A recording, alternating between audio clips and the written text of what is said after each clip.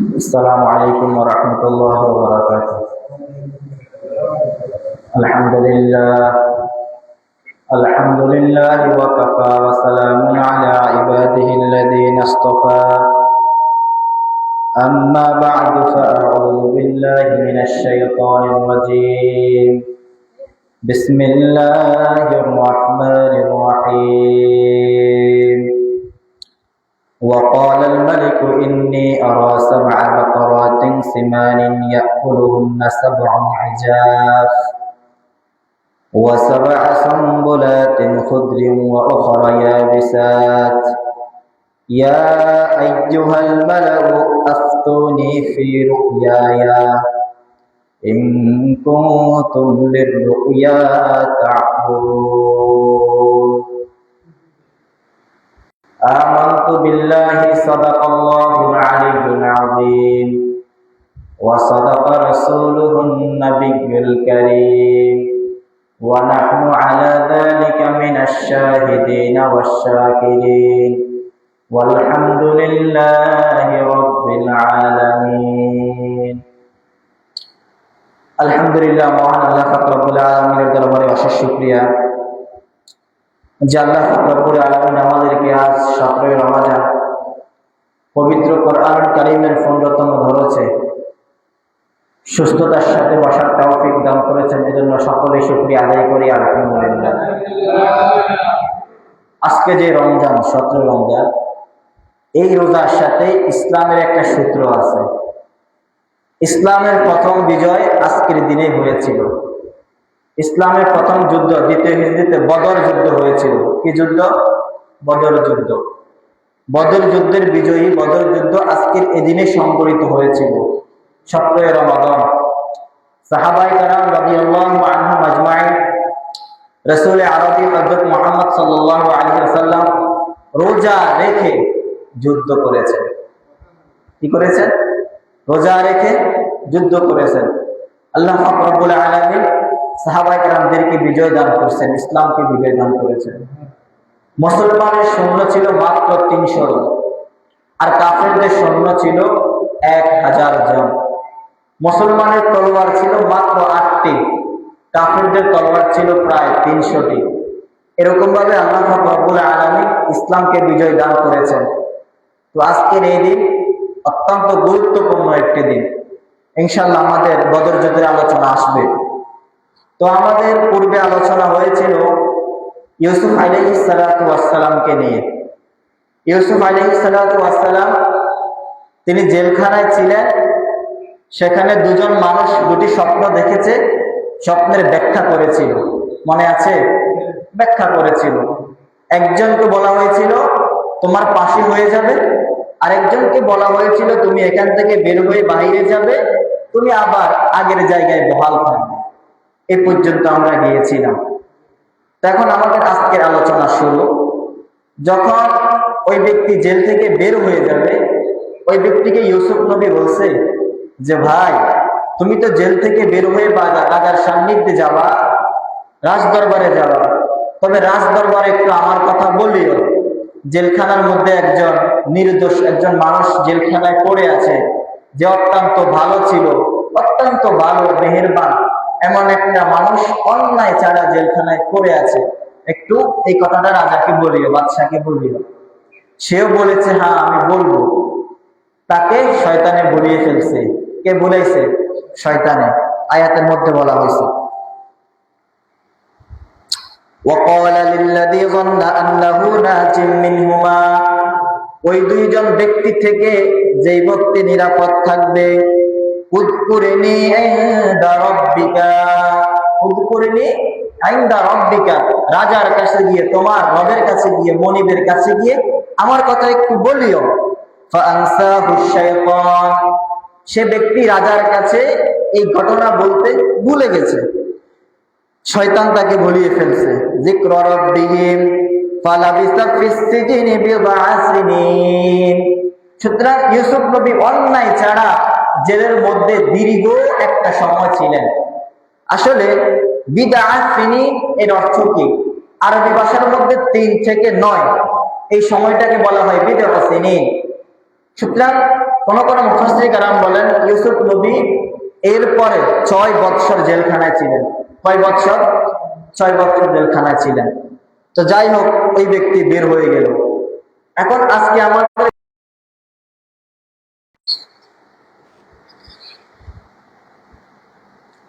যাই হোক, وقال الملك إني أرى 7 بقرات سمان।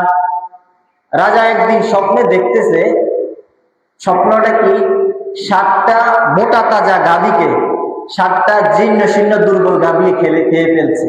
এক। দ্বিতীয় স্বপ্নে দেখছি কি, যে একটা গম বা অন্য কোনো শস্য শুকনা আর একটা তাজা, এইরকম স্বপ্ন তিনি দেখেছেন। তো আসুন, এখন এই স্বপ্নের ব্যাখ্যা রাজপ্রাসাদে যারা ছিল তারা কেউই জানে না। তারা বলতেছে এটা একটা কিসের স্বপ্ন, এটা তো কোনো স্বপ্ন হইতে পারে, অনর্থক কথা। তখন এই স্বপ্নের ব্যাখ্যা একমাত্র ইউসুফ নবী জানবে। وقال الملك إني أرى 7 بقرات سمان يأكلهن 7 عجاف و7 سنبلات خضر وأخرى يبيسة يا أيها الملأ أفتوني في رؤياي إن كنتم للرؤياي تعبرون। বাদশা স্বপ্নে দেখতেছে 7টা মোটা তাজা গাভীকে 7টা জীর্ণ শীর্ণ দুর্বল গাভী খেয়ে ফেলছে। এক।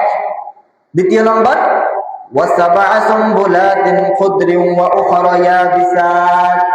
তিনি দেখলেন যে একটি খাবারের স্তূপ রয়েছে যেগুলো তরতাজা, আরেকটি আছে যেগুলো একেবারে শুকনো জীর্ণ শীর্ণ।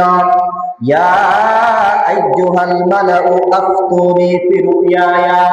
মন্ত্রী সবাই যারা ছিল, ওই মন্ত্রী রাজদরবারে যারা মন্ত্রী ছিল সবাইকে বলা হয়েছিল আফতুনি, আমাকে স্বপ্নের ব্যাখ্যা দাও, ফি রুয়ায়া, আমার এই স্বপ্নের ব্যাখ্যা তোমরা দাও।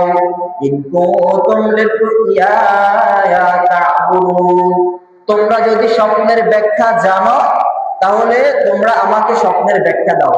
মানে রাজা কি করছে, ওই যুগে যারা যারা স্বপ্নের ব্যাখ্যা জানতো সবাইকে রাজদরবারে একটা সভা ডাকছে, ওইখানে একসাথে করছে যে আমি স্বপ্নে এটা এটা দেখেছি, একটু আমার স্বপ্নের ব্যাখ্যাটা তোমরা দাও। কিন্তু এই স্বপ্নের ব্যাখ্যা তারা জানে না। তারা কি বলছে, ক্বালু আদগাসু আহলাম, তারা সকলে বলে এটা তো একটা অনর্থক স্বপ্ন, এটা আপনার মাত্র দিলের একটা অভাব, দিলের একটা খেয়াল, এটা কোনো সত্য স্বপ্ন না। এই কথাকে ওই রাজদরবারে যারা আছে তারা বলতেছে। ওয়ামা নাহনু বিতাকযীলিল আহলামি বিআলিমিন, আমরা আপনার এই অনর্থক স্বপ্নের ব্যাখ্যা জানি না। আমরা তো ওই স্বপ্নের ব্যাখ্যা জানি যে স্বপ্নের ব্যাখ্যা হতে পারে। আপনি যে একটি স্বপ্ন দেখেছেন এটা তো কোনো স্বপ্নের কাতারেই পড়ে না, অনর্থক একটি কথা, নিজের একটা খেয়াল ওহাম, এটার ব্যাখ্যা নাই। তখন ওই জেলখানায় যে 2জন মানুষ ছিল, একজন মুক্তি পাইছে, সে তো জানে স্বপ্নের ব্যাখ্যা, কেউ জানুক বা না জানুক, জেলখানায় একজন আছে, সে কি জানে। তো সে এখন বলতেছে وقال الذي نجا منهما وادكر بعد أمة أنا أنبئكم بتأويله فأرسلون। ওই জেলখানা থেকে 2জন ব্যক্তি থেকে যে একজন মুক্তি পেল, একজনের তো ফাঁসি হয়েছে, আরেকজন মুক্তি পাইল, সে একটা সময়ের পরে ইউসুফ নবীর কথা স্মরণ হয়েছে। ইউসুফ নবীর কথা কি স্মরণ হয়েছে। ও একটা সময় প্রায় 6 বৎসর পরে। কয় বছর পরে? 6 বছর পরে। ঘটনা বুঝে আসতেছে? একটু ধৈর্য সহকারে শোনো, ইনশাআল্লাহ বুঝে আসবে। আনা উনাব্বিকুম বিতাওয়িলিহি ফাআরসিলুন। ও রাজসভার মানুষ, তোমরা কেউ এই স্বপ্নের ব্যাখ্যা জানো না, তবে এই স্বপ্নের ব্যাখ্যা এমন একজন মানুষ জানে, আমি বলে দিতে পারবো। তোমরা আমাকে ইউসুফের কাছে পাঠাও, তোমরা আমাকে ওই ব্যক্তির কাছে পাঠাও। আনা উনাব্বিউকুম বিতাওয়িলিহি, রাজার এই স্বপ্নের ব্যাখ্যা আমি বলে দিব। ফাআরসিলুন, তোমরা সকলে মিলে আমাকে একটু কোথায় পাঠাও, তার কাছে পাঠাও। ইউসুফ আইয়ুহাস সিদ্দিক আফতিনা ফি 7 বাকারাতিন সিমানি ইয়াকুলুহুন্না সাবউন ইজাফুন ওয়া সাব'উ সুম্বুলাত। ওই ব্যক্তি জেলখানায় গিয়ে বলল, ইউসুফ আইয়ুহাস সিদ্দিক, হে আমার ইউসুফ, তুমি তো অত্যন্ত সত্যবাদী, তুমি তো একজন মুহসিন মানুষ। ইউসুফ নবী কোনো রাগ করলেন না। কি রে ভাই, আমি তোর স্বপ্নের ব্যাখ্যা বলিয়া দিছি, তুই জেলখানা থেকে বের হয়ে রাজার কাছে গিয়ে আমার কথা বলবি? ছয়টা বছর চলে গেছে, আমার কথা তুমি রাজাকে বলো নাই। এই কথা কি? ইউসুফ নবী কোনো মনে কষ্ট নেন নাই, বরং তাকে স্বপ্নের ব্যাখ্যা দিয়ে দিছে। তো রাজসভা থেকে ওই ব্যক্তি আসিয়া বলতেছে, ইউসুফ আইয়ুহা সিদ্দিক। সিদ্দিক কাকে বলা হয়? আমরা যেরকম বলি আবু বকর সিদ্দিক। সিদ্দিক ইসলামের মধ্যে তাকে বলা হয় যে ব্যক্তি সর্বোচ্চ সত্যবাদী। একবারে কি ইসলামের কোন বিধিবিধান কোন প্রকারে ছাড়া মেনে নেয়, তাকে বলা হয় সত্যবাদী।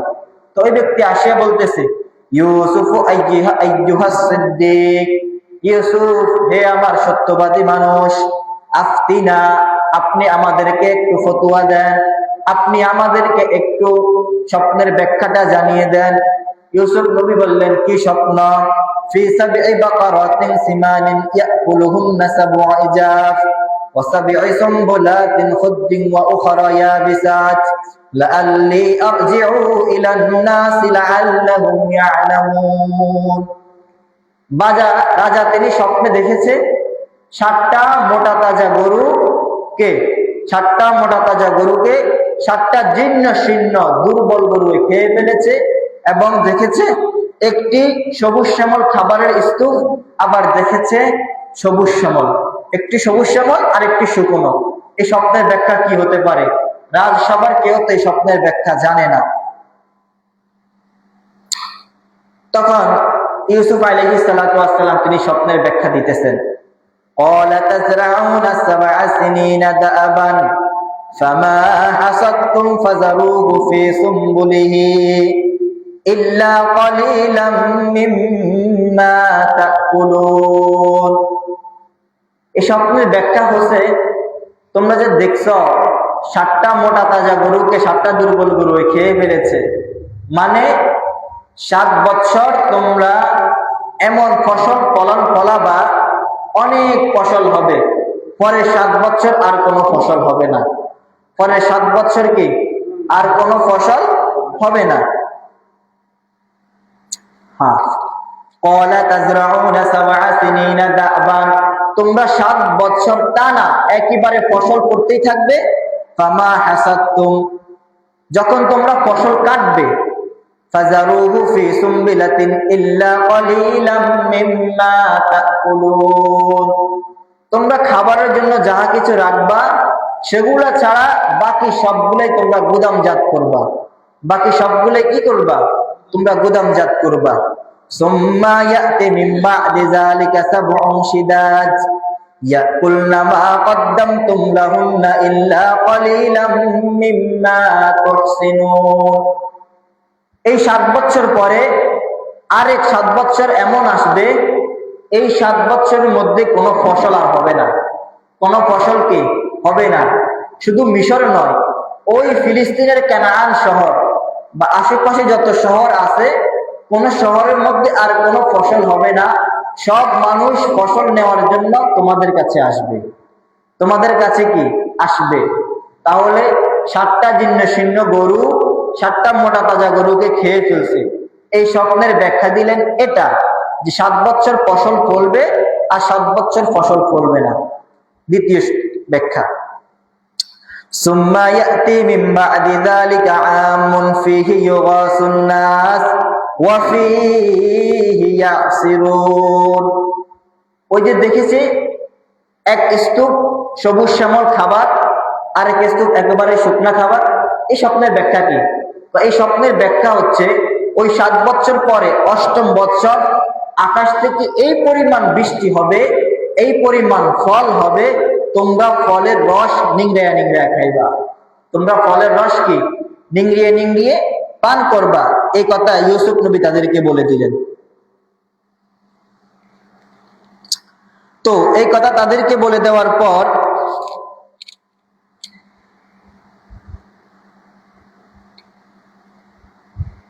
ফাযারুহু ফি সুমবিলাতিন ইল্লা কালিলাম মিম্মা তাকুলুনা সুম্মা ইয়াতি মিন বা'দি যালিকা সাব'উন শিদাদ ইয়াকুলনা মা কদ্দামতুম লাহুন্না ইল্লা কালিলাম মিম্মা তুহসিনুন সুম্মা ইয়াতি মিন বা'দি যালিকা আমুন, অতঃপর এমন একটি বছর আসবে ইউগাসুন নাসু ফীহি ইয়াসিরুন, এমন বৃষ্টি হবে মানুষ ওই সময় ফল ফলাদি থেকে রসগুলাকে নিচড়বে, রসগুলাকে নিংড়াবে, রসগুলাকে নিংড়ানোর পরে ওই রসগুলো পান করবে। ওয়াকালাল মালিকু তুনি বিহি ফালাম্মা জাআহুর রাসূল। এখান থেকে একটু ঘটনা বুঝেন। যখন এই শব্দের ব্যাখ্যা দিলেন, এই কথার সাথে মক্কার কাফেরের সাথে সম্পর্ক কি? এই ঘটনা তো ঘটেছে ইউসুফ নবীর জামানায়। রসুল তো এই স্বপ্নের ব্যাখ্যা করতেছেন কুরাইশ অর্থাৎ রসুল সাল্লাল্লাহু আলাইহি সাল্লামের জামানায়। ব্যাখ্যা কি? রসুল সাল্লাল্লাহু আলাইহি সাল্লাম যখন কাফের মুশরিকদেরকে ইসলামের দাওয়াত দিতেছে, তারা ইসলামের দিকে আসতেছে না, ওই সময় রাসূল কুরাইশের জন্য একটু বদদোয়া করেছেন। কি বদদোয়া? যে আল্লাহ, ইউসুফ নবীর জামানায় যেরকম 7 বছরের দুর্ভিক্ষ এসেছে, এই কুরাইশের উপর তুমি এরকম একটা দুর্ভিক্ষ দাও। হ্যাঁ, আল্লাহ তাআলা কুরাইশের উপর এরকম একটা দুর্ভিক্ষ দিয়েছেন। এমন দুর্ভিক্ষ দিয়েছেন, তারা খাওয়ার জন্য গোশত পায় নাই, তারা খাওয়ার জন্য হাড্ডি পাইছে। কি পাইছে? হাড্ডি। তারা হাড্ডি খাইছে। তারা অবশেষে নৈরাশ হয়ে আকাশের দিকে তাকাইছে। তারা তো আল্লাহ মানতো, কিন্তু মুহাম্মদকে মানতো না। আল্লাহকে মানতো, মূর্তি পূজার মাধ্যমে মানতো। তো তখন তারা আকাশের দিকে তাকানোর পরে সবকিছু ধোঁয়া ধোঁয়া দেখতেছে, কিচ্ছু দেখতেছে না। তখন আল্লাহ তাআলা বলতেছে, দুনিয়ার এই সাধারণ ধোঁয়া থেকে আখিরাতের ধোঁয়াকে তোমরা ভয় করো। দুনিয়ার এই সাধারণ কষ্ট থেকে আখিরাতের কষ্টকে তোমরা কি করো? স্মরণ করো। তো যখন ইউসুফ নবী এই স্বপ্নের ব্যাখ্যা দিয়ে দিয়েছেন, দিয়ে দেওয়ার পর বাদশাহ বলতেছে, এটা কোন লোক? একটু ওই লোকটাকে আমার কাছে আনো। ওই লোকটাকে কি আমার কাছে আনো। এত সুন্দর স্বপ্নের ব্যাখ্যা কে দিয়েছে? একটু আমার কাছে আনো। তখন এই দ্রুত বার্তাবাহক সে আবার ইউসুফ নবীর কাছে গেছে। যাওয়ার পরে বলতেছে, আপনাকে তো বাদশাহ যাওয়ার জন্য বলছে। ইউসুফ নবী বলে, না, আমি এভাবে যেতে পারবো না। আমাকে যে তার স্ত্রী অপবাদ দিয়েছিল, ওই নারীরা যে আমাকে অপবাদ দিয়েছিল, আমাকে দেখার পরে হাত কেটে ফেলেছিল, কেন হাত কেটেছে আর তার স্ত্রী আমার উপর কেন অপবাদ দিয়েছে, এটা একটু জিজ্ঞাসা করো। এটা একটু কি করো? জিজ্ঞাসা করো। মানে তিনি তো নবী, তার একটা আত্মমর্যাদা আছে। তিনি স্বপ্নের ব্যাখ্যা দিয়েছে এই কারণে জেল থেকে বের হবে না। আমি যে নির্দোষ হয়ে জেলে ঢুকেছি, নির্দোষ একবারে বেকসুর খালাস, আমি জেল থেকে বের হতে হবে। বেকসুর, আমার কোনো দোষ থাকবে না, বেকসুর খালাস, আমি জেল থেকে বের হব। এই কথাকে ইউসুফ নবী ওই বার্তাকে বললেন। আমরা কোরআনের ভাষায় জেনে নেই।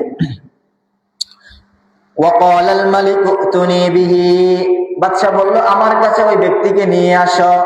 ফালাম্মা জাআহুর রাসূল, যখন ওই বার্তা বাহক ইউসুফ নবীর কাছে আসলো, ক্বালা আরজি ইলা রাব্বিকা ফাসআলহু, তুমি তোমার মনিবের কাছে ফিরে যাও, বাদশার কাছে ফিরে যাও। বাদশার কাছে গিয়ে ফাসআল, জিজ্ঞাসা করো, মা বালুন নিসওয়াতিল্লাতী ক্বাত্তা'না আইদিয়াহুন্না, ওই সমস্ত মহিলাদের অবস্থাকে, ওই সমস্ত মহিলাদের বক্তব্যকে, যারা আমাকে দেখিয়া আমার সাথে খারাপ কাজ করার ইচ্ছা করেছিল। খারাপ কাজ করার ইচ্ছা করতে করতে তাদের সামনে ফল ছিল, ধারালো ছুরি ছিল, তারা এইদিকে খেয়াল করে নাই, হাত কেটে ফেলছে। হাত কি কেটে ফেলছে? একটু নারীদেরকে জিজ্ঞাসা করো, নারীদের অবস্থা কি। শুধু তাই নয়, ইন্না রাব্বী বিকাইদিহিন্না আলীম, আমার রব তাদের ষড়যন্ত্রের ব্যাপারে সবচেয়ে বেশি ভালো জানেন। এখানে একটু কথা বুঝেন। ষড়যন্ত্র করেছে তো বাদশার স্ত্রী, স্ত্রী খারাপ কাজ করার জন্য বলছে, ওই নারীগুলো তো বলে না। তো ইউসুফ নবী কেন বললো নারীদেরকে জিজ্ঞাসা করার জন্য? মানে ইউসুফ নবী ওই নারীর নাম, বাদশার স্ত্রীর নাম নিজের মুখে নিতে চাইতেছেন না। নিজের মুখে কি নিতে চাইতেছেন না। অনেক সময় আমাদের এরকম হয় না যে ভিতরে যে আমার লগে যাইবনি, এরকম আমরা বলি না। মানে তার নামটা পর্যন্ত আমি উল্লেখ করি না, কেন? তাকে আমি এই পরিমাণ ঘৃণা করি। ঠিক ইউসুফ নবী এভাবেই বললেন, যে তার নাম আর উল্লেখ করলেন না, ওই মহিলাদেরকে নিসবত করে দিলেন।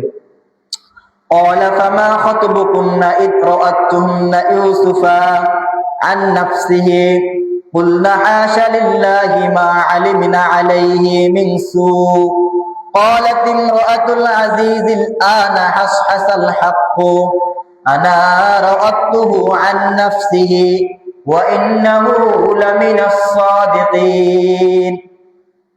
বাদশা ওই শহরের সমস্ত নারীদেরকে একসাথে করলেন। قال فما خطبكن, তোমাদের বক্তব্য কি, তোমাদের বক্তব্য কি? إذ رأتن يوسف عن نفسه, যখন তোমরা ইউসুফকে নিজের থেকে খারাপ কাজের জন্য প্ররোচনা দিয়েছিলে, নিজের পক্ষ থেকে খারাপ কাজ করার জন্য ফুসলাইছ, এটা তোমাদের বক্তব্য কি? তখন ওই নারীগুলা বলতেছে কুলনা হাশা লিল্লাহি মা আলিমনা আলাইহি মিন সু, হাশা লিল্লাহ, আল্লাহ তাআলার মহত্ব, আল্লাহ তাআলার গুরুত্ব বর্ণনা করে বলতেছে আলিমনা আলাইহি মিন সু, মা আলিমনা আলাইহি মিন সু, এই ইউসুফের কাছে আমরা খারাপের কিচ্ছু দেখতে পাই নাই। আমরা যে খারাপ করেছি সেটা আমাদের নিজেদের পক্ষ থেকে আমরা নিজেরা খারাপ করেছি, বরং ইউসুফ তিনি একটা পুত পবিত্র মানুষ, তার আত্মা পবিত্র, সে নিজের পক্ষ থেকে খারাপ কাজের কোনো ইচ্ছা করে নাই। এই কথা কে বলছে? মহিলারা, ওই শহরের সমস্ত মহিলারা বলছে। এরপরে বাদশা তার স্ত্রী জুলাইখাকে প্রশ্ন করতেছে, قالت امرأة العزيز الآن حصحص الحق أنا راودته عن نفسه وإنه لمن الصادقين। قالت امرأة العزيز, امرأة মানে স্ত্রী, বাদশার স্ত্রী তখন বলতেছে আল-আনা হাসহাসাল হক, আল-আন, এখন সত্য প্রকাশ পেয়েছে, আল-আনা হাসহাসাল হক, এখন সত্য কি প্রকাশ পেয়েছে। আনা রাআতুহু আন নাফসিহি, ইউসুফ খারাপ কাজ করার জন্য চাই নাই, খারাপ কাজ করার জন্য অগ্রসর হয় নাই, বরং আমি নিজের পক্ষ থেকে তার সাথে খারাপ কাজ করার চেষ্টা করেছিলাম। কে বলতেছে? জুলাইখা বলতেছে। তাহলে দেখেন, ইউসুফ নবীকে বিনা দোষে জেলে পাঠালো কে? জুলাইখা। আর জুলাইখা আবার নিজের মুখে স্বীকারোক্তি দিতেছে যে আমি খারাপ কাজ করার ইচ্ছা করেছি, ইউসুফ করে নাই।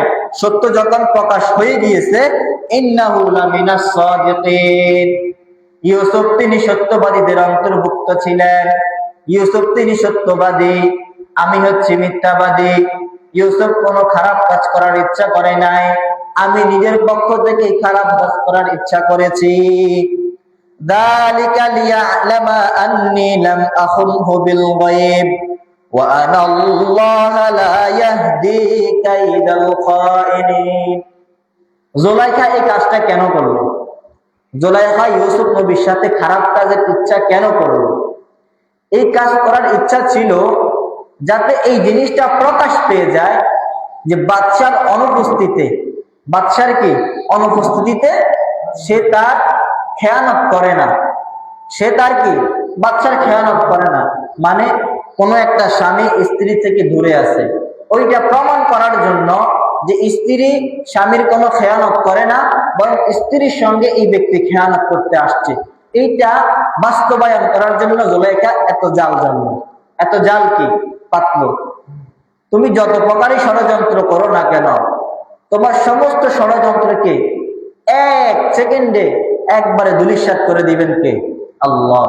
কিন্তু আল্লাহ তাআলা একটু সময় নিছেন, আল্লাহ তাআলা কি একটু সময় নেওয়ার পরে ঘটনাকে বাস্তবায়ন করতেছেন।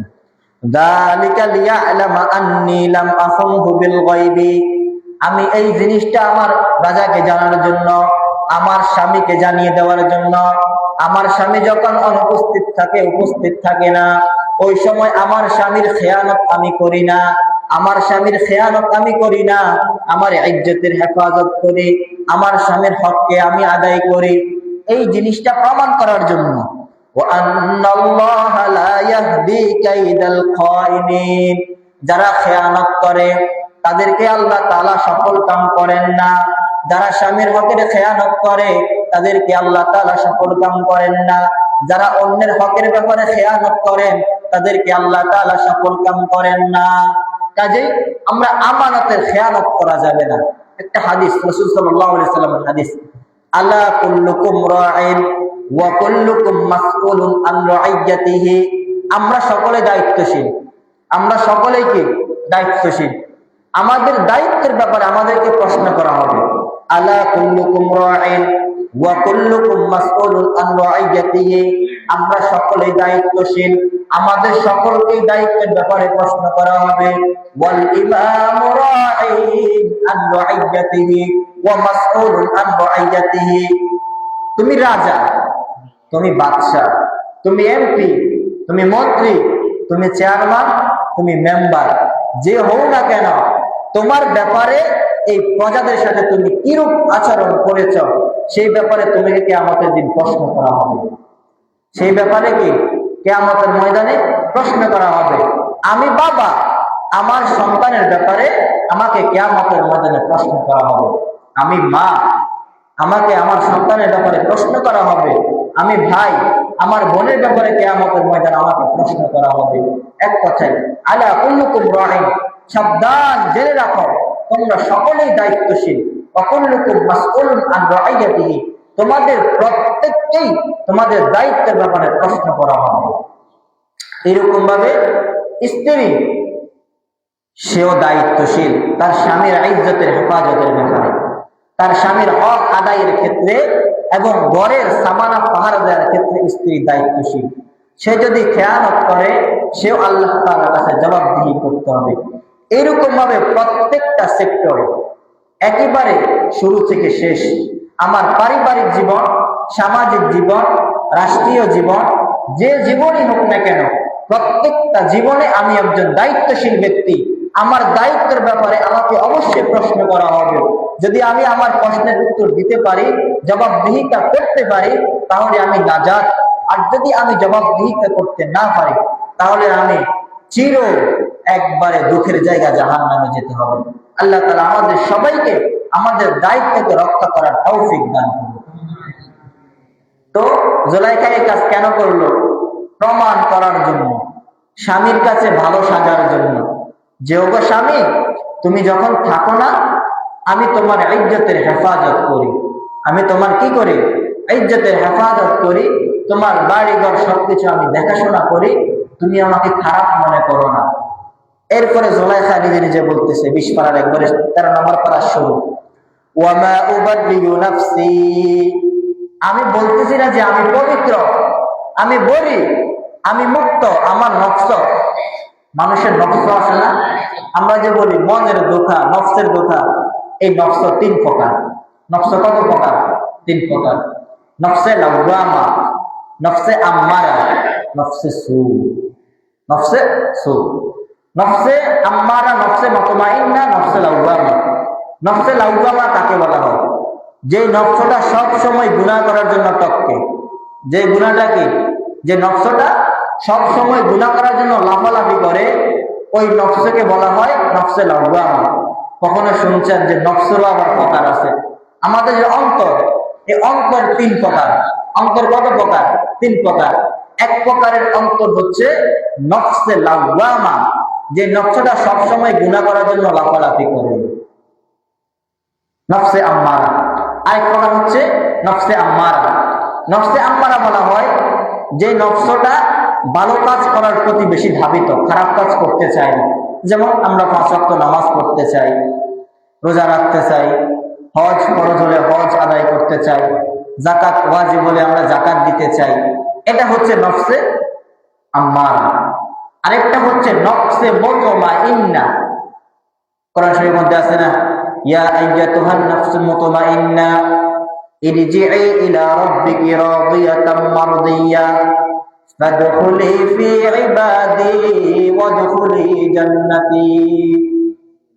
যখন আমি মারা যাব, যদি আমার নফসটা ভালো হয়, তখন ডাক দিবে, ইয়া আইয়াতুহান নাফসুল মুতমাইন্না, হে নফসে মুতমাইন্না, হে প্রশান্ত আত্মা, হে আল্লাহ তাআলার দিকে ঝুঁকনেওয়ালা আত্মা, হে আল্লাহ তাআলার ইবাদত করনেওয়ালা আত্মা, ইরজিই ইলা রাব্বিকি, ইরজিই ইলা রাব্বিকি, তুমি তোমার রব্বুর দিকে ফিরে আসো। ইরজিই ইলা রাব্বিকি রাদিয়াতাম মারদিয়া, এমন ভাবে ফিরে আসো যে অবস্থায় তুমিও সন্তুষ্ট, তোমার উপর সন্তুষ্ট। ফাদখুলি ফি ইবাদি ওয়াদখুলি জান্নাতি, আমার নেককার বান্দাদের মধ্যে দাখিল হয়ে যাও, প্রবেশ হয়ে যাও। ওয়াদখুলি জান্নাতি, জান্নাতের মধ্যে প্রকাশ হয়ে যাও। তাহলে শুনুন, জুলাইখা বলতেছে ওমা উবাদ্দি নাফসি, আমি বলতেছি না যে আমার নফস একেবারে পবিত্র। ইন্নান নাফসা লাআম্মারাতুম বিসসু, নিশ্চয় নফস সব সময় খারাপ কাজের আদেশ দেয়। ইল্লা মা রাহিমা রাব্বি, ইল্লা মা রাহিমা রাব্বি, তবে আমার রব যাকে রহম করে, আমার রব যার উপর দয়া করে, সেই ব্যক্তি গুনাহ থেকে বেঁচে থাকতে পারে।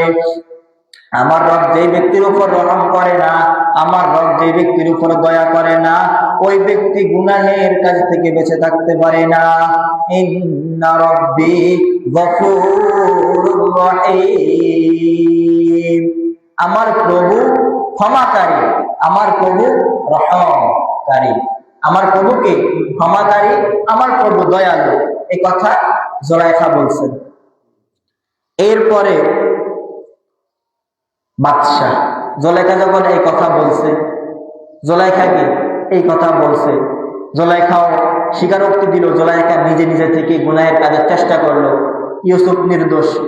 তখন এখন বাদশাহ বলতেছে وقال الملك ائتني به أستخلصه لنفسي فلما كلمه قال إنك اليوم لدينا مكين أمين। বাদশা বলে এখন আমার কাছে নিয়ে আসো, এখন আমার কাছে কি ইউসুফকে নিয়ে আসো।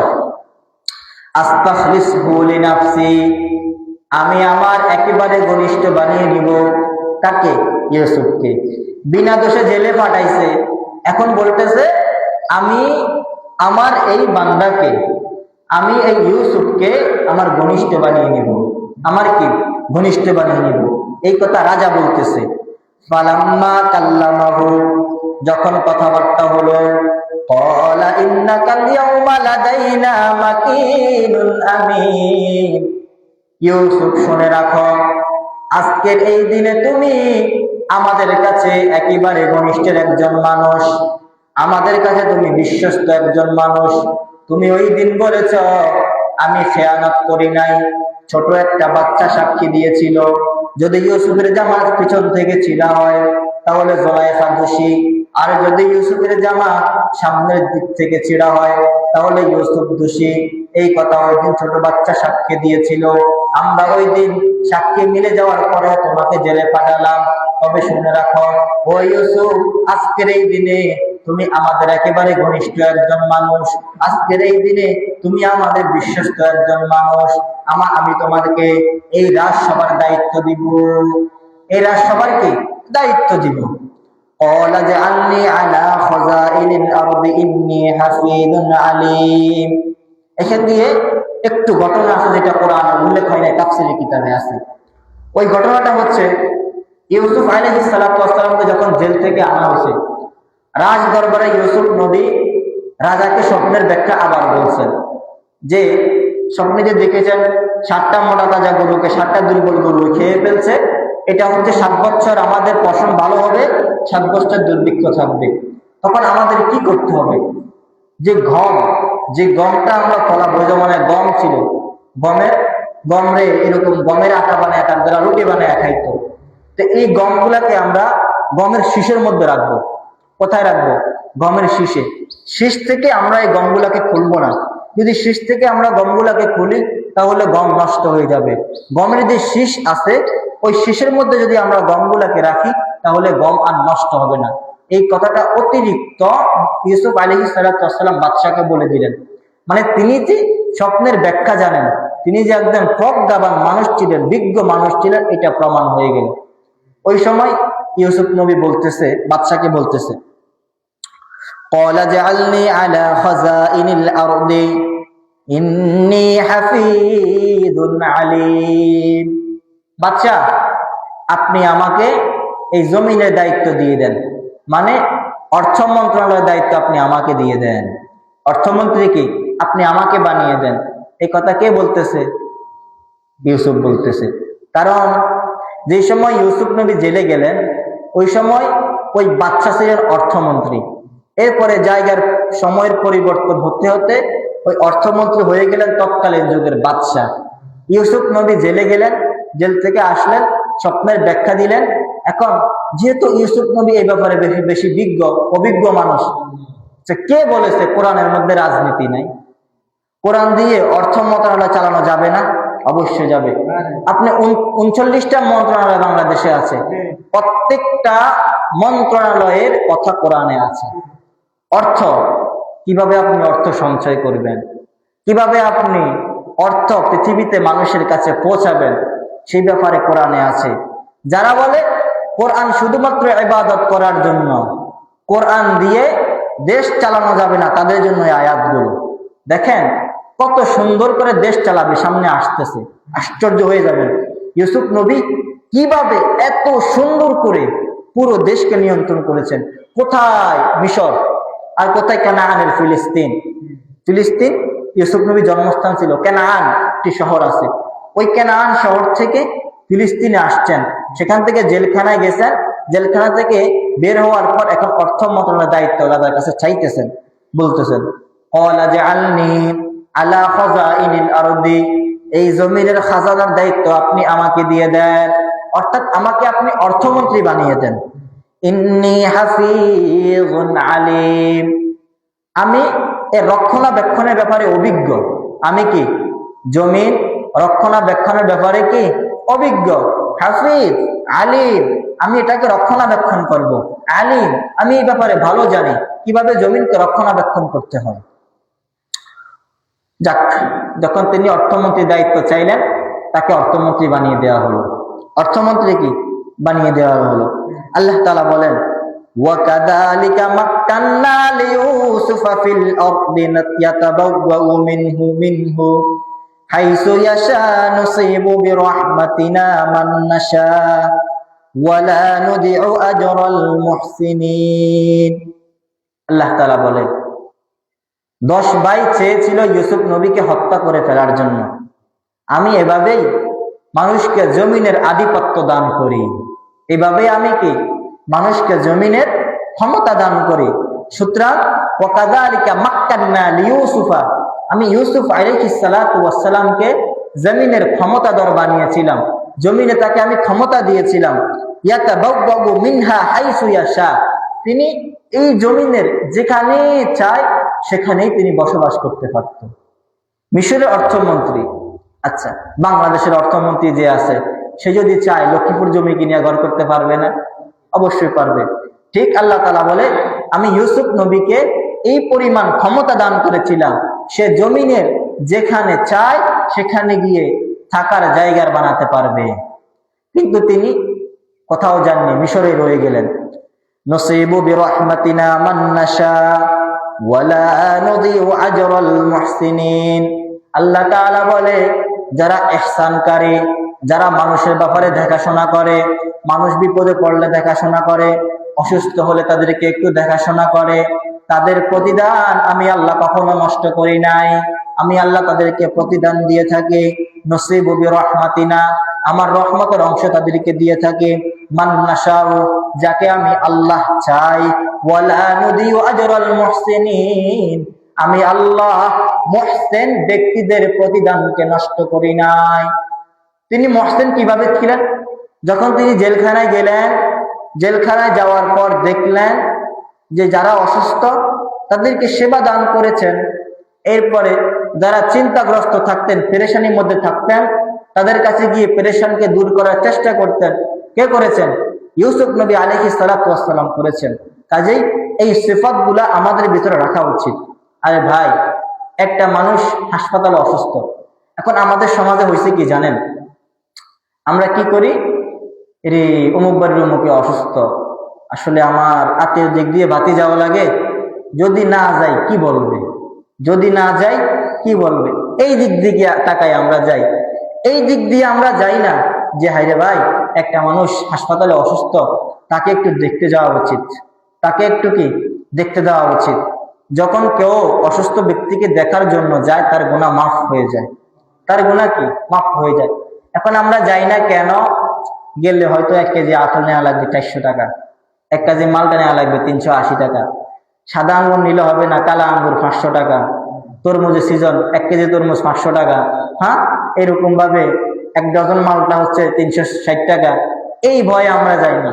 শায়ের বলে, শুক্রে কুন আল্লাহ কা গমগি না হো মেহমান সে, रिस्के अपना खास ही है तेरे दस्तरखान से, क्या करो ताज़ीम तेरी क्या मेरी तौफीक है, आप जो तशरीफ लाई आपकी एहसान है। আল্লাহ তাআলা শুকরিয়া আদায় করো। যখন মেহমান আসবে তুমি চিন্তা করিও না, পেরেশান হইও না। শুকরে কুন আল্লাহ কা, আল্লাহ শুকরিয়া আদায় করো। শুকরে কুন আল্লাহ কা গম গিনাহু মেহমান আছে, গমগিন হইও না, পেরেশান হইও না যখন মেহমান আসে।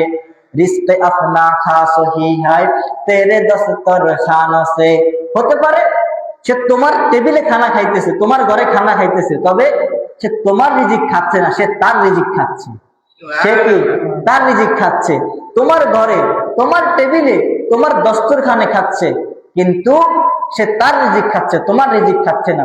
সুতরাং যখন কোনো মেহমান আসবে, এই মেহমান দেখে তোমরা পেরেশান হইও না। কত সুন্দর করে তারা কবিতা বানাইছে ফার্সিতে।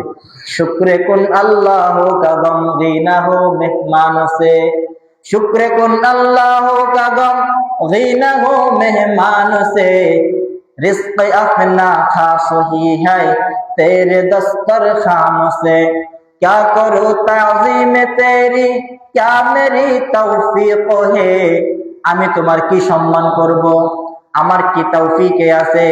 आप जो तशरीफ लाई आपकी एहसान है, ও ভাই তুমি যে আমার ঘরে আসছো এটা একমাত্র তোমারই করম, তোমারই রহমত, তোমারই মেহেরবানি। তোমাকে মেহমানদারি করার ক্ষমতা আমার নাই, তোমাকে মেহমানদারি করানোর ক্ষমতা আমার নাই।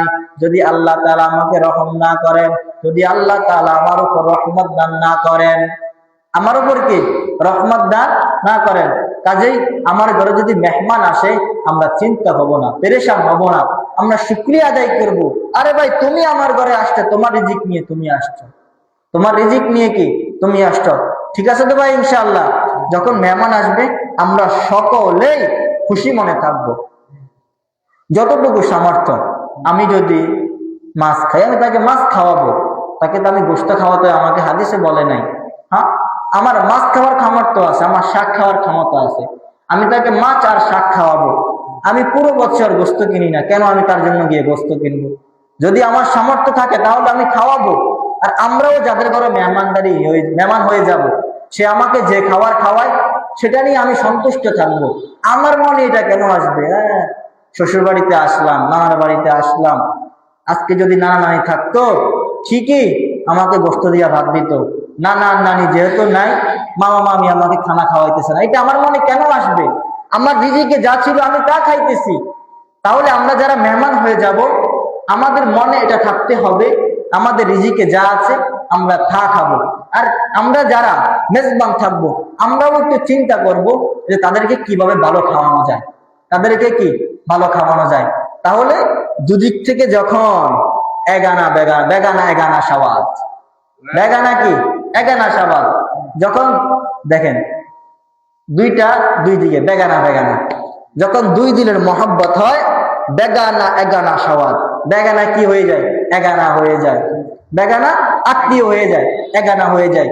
কাজেই দুই দিকের মহব্বত লাগবে, দুই দিকের কি লাগবে মহব্বত লাগবে। আইরে কই দিকে চলে গেলাম, তো বলতেছিলাম ইউসুফ নবী বললেন ওয়াকালা জাআলনি আলা খাযাইনিল আরদি, আমাকে একটু অর্থমন্ত্রীর দায়িত্ব দিয়ে দেন। ইন্নী হাফিজুন আলিম, আমি এই ব্যাপারে তার রক্ষণাবেক্ষণকারী বেশি ভালো জানি। ওয়া কাযালিকা মাক্কান্না লিইউসুফা, এইরকম ভাবে আল্লাহ তাআলা ইউসুফকে ক্ষমতা দান করলেন। ইয়াতাবাওয়াউ মিনহা হাইসু ইয়াশা, জমিনের যেখানে চাই সেখানে তিনি ঘর বানাতে পারতেন। নসিবু বিরহমাতিনা মান নাশা, আল্লাহ তাআলা যাকে চান তাকে রহমত দ্বারা আবৃত রাখেন। ওয়ালা নুদিউ আজরাল মুহসিনিন, যারা ইহসানকারী মানুষ, মেহমানের মেহমানদারি করে, অসুস্থ ব্যক্তির সেবা যত্ন করে, বোঝা ব্যক্তির বোঝা টেনে দেয়, ওই ব্যক্তি যারা ইহসান, আমি আল্লাহ তাদের প্রতিদানকে নষ্ট করি না। এরপরে কি হলো? আল্লাহ তাআলা বলতেছেন, ও দুনিয়ার মানুষ একটু ভালো করে শুনো, যারা আল্লাহ তাআলাকে ভয় করে, তাকওয়া অবলম্বন করে, আখিরাতের উপর বিশ্বাস করে, এই দুনিয়ার প্রতিদান থেকে আখিরাতের প্রতিদান আরো উত্তম। মানে যেহেতু কাফিররা রাসূলকে প্রশ্ন করছে, তারা সবাই তো কাফির, আল্লাহকে বিশ্বাস করে না, আখিরাতকে বিশ্বাস করে না, তখন আল্লাহ তাআলা এই স্টাইলে বলতেছেন যে কাফের, তোমরা তো আল্লাহকে বিশ্বাস করো না, আখিরাতকে বিশ্বাস করো না। আমি ইউসুফকে তো এই প্রতিদান দিয়েছিলাম, এর থেকে শিক্ষা গ্রহণ করো, আখিরাতের উপর বিশ্বাস করো, আল্লাহকে ভয় করো, জেনে রাখো দুনিয়ার এই নিয়ামত থেকে আমি আল্লাহর আখিরাতের নিয়ামত আরো উত্তম। সুবহানাল্লাহ। ওয়ালা আজরুল আখিরাতি, নিশ্চয় আখিরাতের প্রতিদান, খয়রুন উত্তম, লিল্লাযিনা আমানু ওয়া কানু ইয়াত্তাকুন, যারা আমি আল্লাহর উপর ঈমান আনে, আখিরাতের উপর ঈমান আনে, সব সময় আমি আল্লাহকে ভয় করে, গুনাহ করার সময় আমি আল্লাহকে ভয় করে, আমি গুনাহ করার সময় দরজা বন্ধ করিয়া গুনাহ করি, আমি সেখানে গিয়ে গুনাহ করি যেখানে মানুষ আমাকে দেখতে পায় না। আল্লাহ বলে, ওরে দুনিয়ার মানুষ, আমি আল্লাহ সবখানেই আছি, আমি আল্লাহকে ভয় করো। দুনিয়ার মানুষকে আমরা যেই পরিমাণ ভয় পাই, দুনিয়ার মানুষ আমাকে একটু খারাপ কথা বলবে, দুনিয়ার মানুষ আমাকে সমাজ থেকে বের করে দিবে, আমার স্ত্রী আমাকে ঘর থেকে বের করে দিবে, আমার ছেলে সন্তান আমাকে বাবা বলে পরিচয় করবে না, আমি সন্তান হইলে গুনাহ করলে আমার বাবা আমারে সন্তান বলে পরিচয় করবে না। মানুষের এই ভয়ে আমরা গুনাহ পালায়া পালায়া করি। ও দুনিয়ার মানুষ, আমরা যদি আল্লাহ তাআলাকে ভয় করতাম, তাহলে আমরা গোপনে গিয়াও গুনাহ করতাম না, কারণ গোপনে তো কেউ না দেখলে সেখানে আল্লাহ তাআলা দেখে।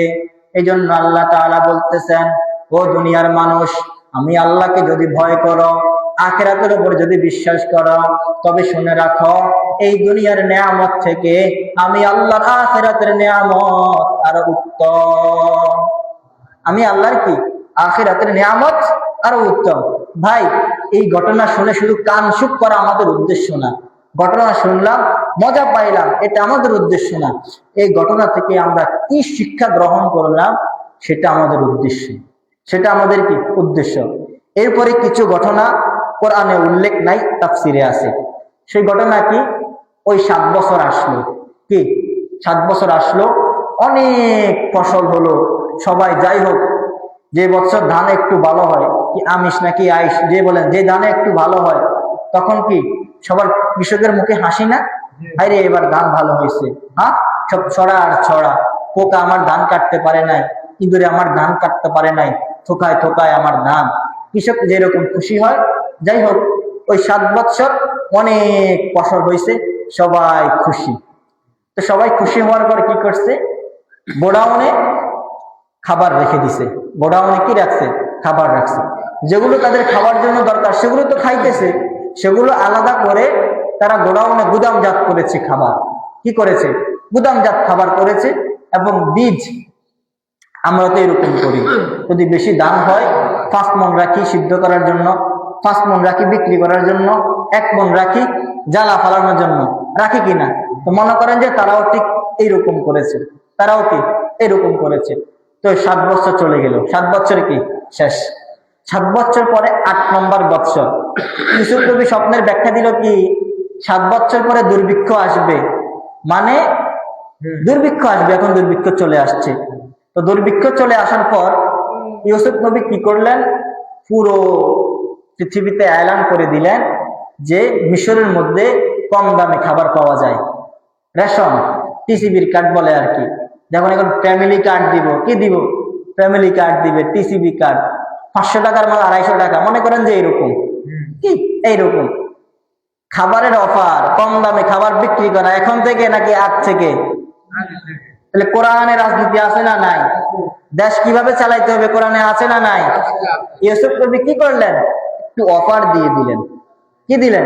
অফার দিয়ে দিলেন যে 500 টাকার দাম 400 টাকা বা 200 টাকা, এরকম একটা অফার দিয়ে দিলেন। তো দেওয়ার পর তার মিশরের ভাই কেনান তারা খবর পাইলো। তারা কি পাইলো? খবর পাইলো। তারা তো মনে করে যে আরে ইউসুফ কোথায় আছে, হয়তো মরিয়া গেছে বা কারো গোলাম হিসাবে আছে। তারা তো আর জানে না যে ইউসুফ আলাইহিস সালাতু ওয়াস সালাম তিনি যে এখন মিশরের অর্থমন্ত্রী।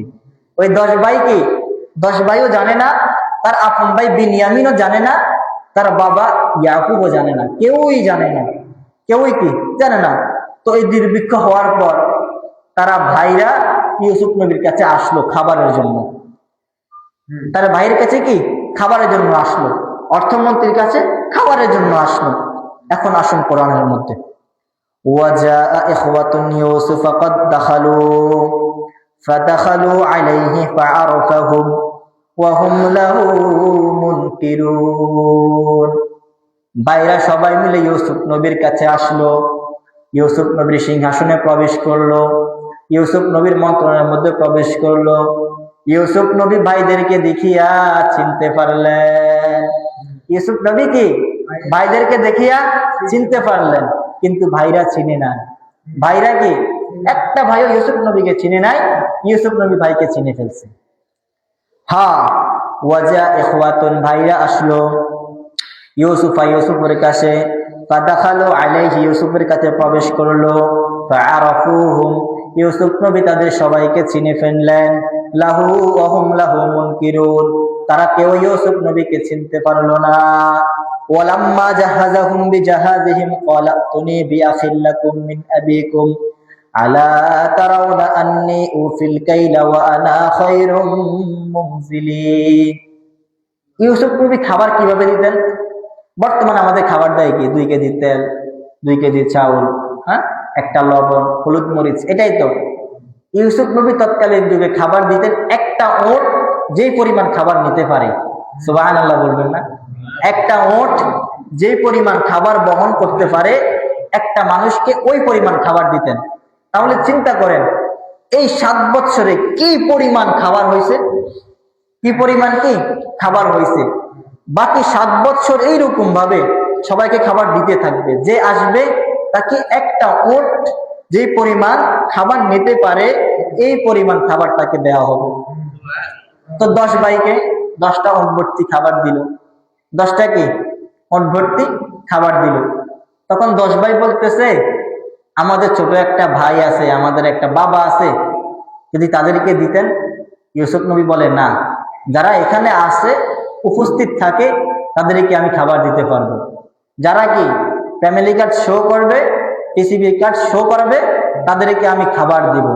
তৎকালীন যুগে কার্ড সিস্টেম ছিল না, সরাসরি মানুষ দেখার সিস্টেম ছিল। ইউসুফ নবী বলল আমার কাছে আসো, তাদেরকে আমার কাছে নিয়ে আসো, আমি যদি তাদেরকে দেখি তাহলে আমি খাবার দিব, তাহলে আমি কি দিব? খাবার দিব। তখন বাবা ছোট ভাই তো আসে না। ইউসুফ নবী তো জানে যে আমার ছোট একটা ভাই বিনিয়ামিন আছে, আমার বাবা ইয়াকুব ওই ফিলিস্তিনের কেনানে পড়ে আছে। আস্তে আস্তে ঘটনা শুরু, আস্তে আস্তে কি ঘটনা শুরু। কিভাবে ঘটনা সাজাইছে একটু শুনেন। আল্লাহু আকবার, আল্লাহ তাআলা কি পরিমাণ কারে সাজ। ওয়ালাম্মা জাহাজাহুম বিজাহাজিহিম, যখন আল্লাহ পাক রব্বুল আলামিন আদেশে ইউসুফ আলাইহিস সালাতু ওয়াস সালাম ভাইদেরকে খাবার প্রস্তুত করে দিলেন, ক্বালা তুনি বিআখিল লাকুম মিন আবিকুম, তোমাদের বাবার থেকে তোমাদের ছোট ভাইকে আমার কাছে নিয়ে আসিও।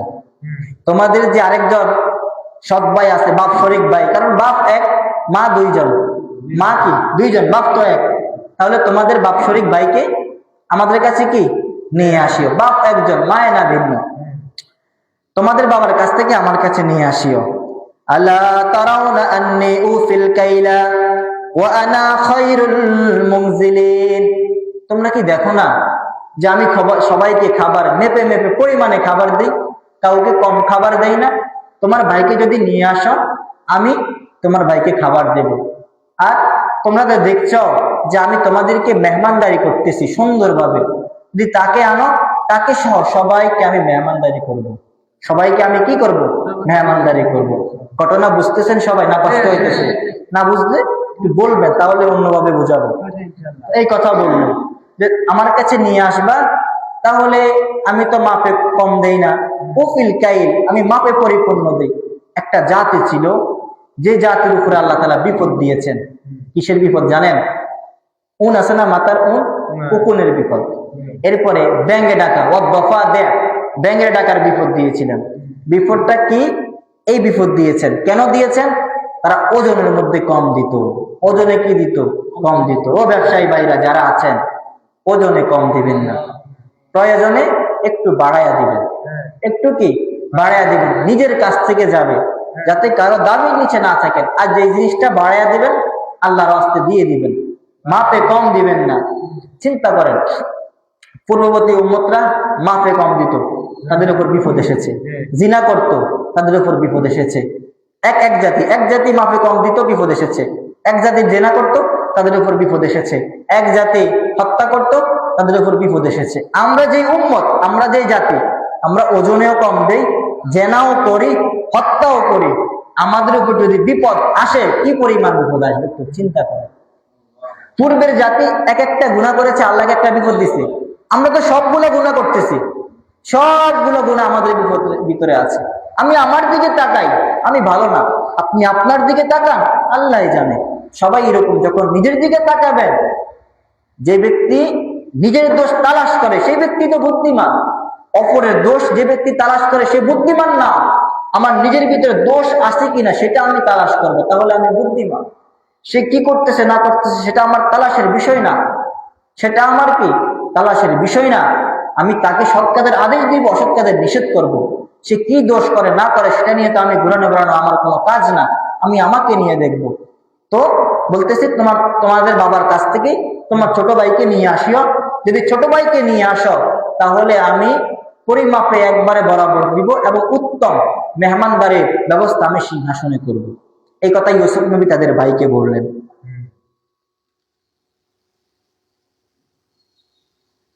فَإِن لَّمْ تَأْتُونِ بِهِ فَلَا كَيْلَ لَكُمْ عِندِي وَلَا تَقْرَبُونِ।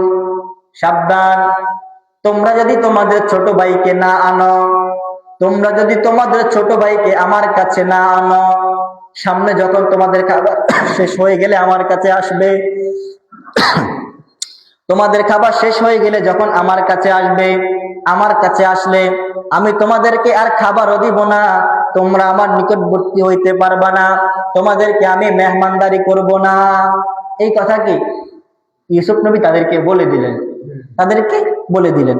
এইখানে কোরআনের মধ্যে কিছু ঘটনা কাট হয়েছে, মানে আল্লাহ তাআলা উল্লেখ করেন নাই, তাফসীরি কিতাবে আছে। সেই ঘটনাটা কি, যখন তাদেরকে এইরকম মিশরে পাঠিয়ে দিলেন, ফিলিস্তিনে পাঠিয়ে দিলেন, তখন কি করছেন তারা? যে সবাই যে কিনছে, টাকা দিয়ে কিনছে। তৎকালীন যুগে টাকা পয়সা ছিল স্বর্ণ এবং রূপার। টিসিবির মাল যখন কিনে, অল্প টাকা দিয়ে কিনে, এরকম অল্প টাকা দিয়ে কিনছে। তো কেনার পর বাদশা কি করছে, তার একজন উজিরকে গোপনে বলে দিছে যে এই সম্পদগুলা তাদের বস্তায় দিয়ে দাও, তাদের বস্তায় কি দিয়ে দাও, খাবারও দিয়ে দাও, বস্তায় দিয়ে দাও। এই কাহিনী কেন করছে ইউসুফ নবী? দুইটা কারণ। এক নম্বর, ইউসুফ নবী এই কাহিনী করছে, তারা তো জানে, ইউসুফ নবী তো জানে যে তার ছোট ভাইকে তার বাবা আনতে দিবে না, যাতে তার বাবা এটা দেখার পরে বিশ্বাস জাগে, এই জন্য। দুই নম্বর কাহিনী, হয়তো তারা সেখানে যাবে, এই খাবার খাওয়ার পর তাদের কাছে টাকা পয়সা থাকবে না, খাবার শেষ হয়ে গেলে এই টাকা পয়সাগুলো নিয়ে তারা আবার আমার কাছে আসবে, আমি তাহলে তাদেরকে খাবার দিব। মোট কথা এটাই, যাতে আবার ইউসুফ নবীর কাছে আসে, যাতে ভাইরা কি ইউসুফ নবীর কাছে আবার আসে। এই জন্য ইউসুফ নবী তাদেরকে টাকাগুলো গোপনে দিয়ে দিলেন, গোপনে কি দিয়ে দিলেন। فَإِن لَّمْ تَأْتُونِ بِهِ فَلَا كَيْلَ لَكُمْ عِندِي وَلَا تَقْرَبُونِ। তোমরা যদি আমার কাছে তোমার ছোট ভাইকে নিয়ে না আসো, তোমাদের ছোট ভাইকে যদি আমার কাছে নিয়ে না আসো, তাহলে আমি তোমাদেরকে আর পরিমাপ করে খাবার দিব না, তোমাদেরকে খাবার দিব না। ওয়ালা তাকরাবুন, তোমরা আর আমার নৈকট্যতম অর্জন করতে পারবে না, আমার নিকটবর্তী হতে পারবে না। ক্বালু সানুরাবিদু আনহু আবাহু ইন্না লাফাইলুন। তারা বলছে অবশ্যই আমরা যাব, আমার বাবাকে বলবো, বাবা আজিজে মিসরের বাচ্চা এই কথাটা বলেছে, খাদ্যমন্ত্রী এই কথাটা বলেছে, যদি আমরা আমাদের ছোট ভাই বিনিয়ামিনকে মিশরে নিয়ে না যাই তাহলে তিনি আমাদেরকে আর খাবার দিবে না। আমরা এই কথাটা কি আমাদের বাবাকে অবশ্যই বলবো। وقال لفتيانه جعلوا بضاعتهم في رحالهم لعلهم يعرفونها। ইউসুফ নবীর আদেশে ওই সিংহাসনে যে কর্মচারী ছিল, কর্মচারীকে বলা হয়েছে তুমি বস্তার মধ্যে খাবারের মধ্যে টাকাগুলো দিয়ে দাও, ওই স্বর্ণ অলংকার গুলো দিয়ে দাও। ইয়ারিফুনাহা ইদাম ক্বালাবু ইলা আহলিহিম লাআল্লাহুম ইয়ারজিউন। যখন তারা তাদের পরিবারের কাছে যাবে, ইয়াকুবের কাছে যাবে, যাওয়ার পর তারা চিনতে পারে, হাই এটা অর্থমন্ত্রী কি করলো, অর্থমন্ত্রী এটা কি করলো, আমাদের কাছ থেকে খাবার কেনার জন্য টাকা নিল, আবার টাকাগুলো আমাদেরকে দিয়ে দিল। এক, যাতে তারা টাকা ফেরত দেওয়ার জন্য আমার কাছে আসে, যাতে তারা কি টাকা ফেরত দেওয়ার জন্য হলেও আমার কাছে আসে। দ্বিতীয় নাম্বার, অথবা যেন তাদের যখন খাবার পুড়িয়ে যাবে এই টাকা দিয়ে খাবার কিনে আমার কাছে আনতে পারে। তৎকথা ইউসুফ নবী এটাই চাইলেন যাতে তার ভাইরা ইউসুফ নবীর কাছে আসে, ইউসুফ নবীর কাছে কি আসে, এই জিনিসটা ইউসুফ নবী চাইলেন। ফালাম্মা রাজাউ ইলা আবিহিম, তারা মিশর থেকে রওনা করলেন, ওই ফিলিস্তিনের কানান শহরের মধ্যে চলে গেলেন। রওনা করতে করতে যখন তারা বাড়িতে গেলেন, ফালাম্মা রাজাউ ইলা আবিহিম, তাদের বাবার কাছে যখন ফিরে গেলেন, ক্বালু ইয়া আবানা, হে আমাদের বাবা, হে আমাদের প্রিয় আব্বা, একটু ভালো করে শুনুন, আজিজ মিসর আমাদেরকে একটা ধমক দিছে, আমাদেরকে একটা কথা বলেছে। মুনিয়া মিন্নাল কাইলু ফারসিল মা'ানা আখানা, আমাদেরকে খাবার দেওয়ার জন্য মুনিয়া নিষেধ করে দিয়েছিল। মিন্নাল কাইলু, আমাদেরকে খাবার দিবে না, ততক্ষণ পর্যন্ত খাবার দিবে না যতক্ষণ না পর্যন্ত আপনি আপনার এই ছোট ছেলেকে আমাদের সাথে মিশরে যেতে না দিবেন। সুতরাং আমাদেরকে যে খাবার দিয়েছিল এই খাবারটা অত্যন্ত কম একটি খাবার, এই খাবার শেষ হয়ে গেলে আমরা যদি আবার খাবারের জন্য সেই মিশরে যাই, খাবারের জন্য ফিলিস্তিন থেকে মিশরে আমরা যাব ঠিক, যদি আমাদের সাথে বিনিয়ামিন না যায় তাহলে আমাদেরকে আর খাবার দিবে না। তো আরসিল মা'ানা আখানা, আমাদেরকে আমাদের ভাইকে আমাদের সাথে একটু পাঠিয়ে দিন। নাকতাল ওয়া ইন্না লাহু লাহাফিজুন, যাতে অর্থমন্ত্রী পরিমাপ করে আমাদেরকে খাবার দেয়। ও বাবা, একটু মনে করেন, এই কথাটা স্মরণ রাখেন, আমি আপনার ছেলে বিনিয়ামিনকে ক্ষতি হতে দেব না, আমরা সবাই বিনিয়ামিনের রক্ষণাবেক্ষণ করব। ইয়াকুব নবী বলতেছে, আমার ইউসুফকে তো আমার কাছ থেকে এই কথা বলিয়া নিছ, আমার ইউসুফকে কি এই কথা বলিয়া নিছ যে ইউসুফকে আমরা হেফাজত করব, আমরা তো একটা দল, তাকে বাঘে খেতে পারবে না, এই কথা বলে বুঝি আমার ইয়াকুব আমার বিনিয়ামিনকে আমার কাছ থেকে নিয়ে যাইবা, আমার বিনিয়ামিনকে কি আমার কাছ থেকে নিয়ে যাইবা? না না, এটা হতে পারে না, এটা কি হতে পারে না। কোরআনের ভাষায় আমরা জানি, ক্বালা হাল আমানুকুম আলাইহি ইল্লা কামা আমিনতুকুম আলা আখিহি মিন ক্বাবলু, এর পূর্বে আমি তার ভাই ইউসুফের উপর যেই রকম ভরসা করেছিলাম তোমাদের উপরে, তোমরা ইউসুফকে দেখাশোনা করবে, তোমাদের উপর আমি ভরসা করেছিলাম, তোমরা আমার ইউসুফকে রক্ষা করো নাই, ইউসুফকে বাঘে দিয়ে দিয়েছ, ইউসুফকে কি বাঘে দিয়ে দিয়েছ। ইয়াকুব নবী তো জানতেন যে আমার ইউসুফ মরে নাই, এখনো জীবিত আছে, কারণ তারা যে জামা নিয়ে আসছে, জামার মধ্যে কোনো চিরা নাই, তরতাজা একটা জামা নিয়ে আসছে, কিন্তু রক্ত লাগিয়ে নিয়ে আসছে। তার মানে ইয়াকুব তো নবী ছিলেন, তিনি বুঝতে বাকি নেই যে আমার ইউসুফ মরে নাই, আমার ইউসুফ পৃথিবীতে আছে, আমার ইউসুফ কি পৃথিবীতে আছে। তখন বাবা বলতেছে, রে আমার সন্তানরা, আমার ইউসুফের ব্যাপারে তো তোদের উপর আমি খুব নিরাপদ মনে করেছিলাম, ভরসা করেছিলাম, আমার ইউসুফকে হারিয়ে ফেলেছ, না জানি আমার বিনিয়ামিনকে নিয়ে তোমরা হারিয়ে পেল, আমার খুবই ভয় হয়, আমার কি হয়, খুবই ভয় হয়। তখন যেহেতু তিনি নবী সুলভ আচরণ করেছেন, তিনি বলেছেন, আমি তোমাদের উপর ভরসা করতে পারি না, তবে আমি আল্লাহর উপর ভরসা করি, আল্লাহ যাকে হেফাজত করে তাকে পৃথিবীর কেউ ক্ষতি করতে পারবে না, আর আল্লাহ যার ক্ষতি করার ইচ্ছা করে পৃথিবীর সমস্ত মানুষ যদি একসাথে হয় তাকে আর রহম করতে পারবে না, তাকে ক্ষতি থেকে কি বাঁচাতে পারবে না। আল্লাহ তাআলার ইচ্ছা, রব যেটা চান সেটাই হবে। তখন তিনি নবী সুলভ আচরণ করেছেন। তিনি বলেছেন যে আমি তোমাদের উপর ভরসা করতে পারি না, আমি ভরসা করব একমাত্র আল্লাহর উপরে। আল্লাহু খায়রুন হাফিজা, আল্লাহ তাআলা আমার বিনিয়ামিনের জন্য হেফাজতকারী। ওয়া হুয়া আরহামুর রাহিমিন, আমার আল্লাহ তিনি সমস্ত রহমকারীদের রহমকারীওয়ালা, আমার আল্লাহ রহম করবেন। ওয়া হুয়া আরহামুর রাহিমিন, অধিক রহমত করনেওয়ালা। আরহাম, আরবিতে আরহাম বলা হয় যে ব্যক্তি শুধু রহম করে না, অনেক বেশি রহম করে। ইসমে তাফজিলের সিগা, যে ব্যক্তি কি করে অনেক বেশি রহম করে তাকে বলে আরহাম। এই জন্য বলা হয়েছে আরহামার রাহিমিন। পৃথিবীর বুকে যত মানুষ রহম করে না কেন, সমস্ত রহমকারী থেকে রহম করেন ওয়ালাকে আল্লাহ। এই জন্যই তো রবের নাম রহমান, রবের নাম রহিম। পৃথিবীতে তোমরা যত প্রকারের দয়া দেখাও না কেন, আল্লাহ বলে আমি আমার রহমতকে 100 ভাগ করেছি। 100 ভাগ করার পর আমি আল্লাহ রহমতের 99টা ভাগ আমার কাছে রেখে দিয়েছি, আর রহমতের একটা ভাগ আমি আল্লাহ পৃথিবীর সমস্ত মানুষের মধ্যে ভাগ করে দিয়েছি। ও দুনিয়ার মানুষ, এটা কেমন একটা রহমত, কেমন একটা রহমত। সন্তানের কোনো কিছু হলে বাবার সহ্য হয় না, সেখানে ঝাঁপিয়ে পড়ে। আপন দুই ভাইয়ের মধ্যে সংঘর্ষ হলে ভাই সেখানে ঝাঁপিয়ে পড়ে। মানুষের মধ্যে একটু সংঘর্ষ হলে গাজী মার্কেটের মতো লাফায়া পড়ে, ঘুষি খায়া মারা যায়।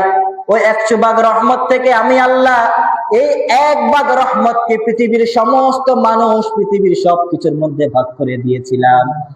এই একমাত্র রহমতের বিনিময়, এই একমাত্র রহমতের বিনিময় মা সন্তানকে এত ভালোবাসে, স্ত্রী স্বামীকে এত ভালোবাসে, বাবা ছেলেকে, ছেলে বাবাকে এত বেশি ভালোবাসে। এই জন্যই তো এই রহমতের কারণে যখন সন্তান মারা যায়, সন্তানের কবরের মধ্যে বাবা নামতে পারে, বাবা নামার পর সন্তানকে কবরে রাখতে পারে। ওই 1 ভাগের রহমত থেকে আমি আল্লাহ মায়ের বুকে এত রহমত দিলাম। কোন মা কবরে যদি একবার নামে, সন্তানকে কবরে রাখিয়া মা আর উঠতে পারবে না। আল্লাহ তাআলা মায়ের দিলে এত রহমত দিছে, মায়ের দিলে এত দয়া দিছে, সন্তানকে কবরে রেখে মা কবর থেকে উঠে যাবে এটা হতে পারে না। মা বলবে আমার সন্তানের সাথে আমাকেও কবরে রেখে দাও, আমাকেও কি কবরে রেখে দাও। 100 ভাগ রহমত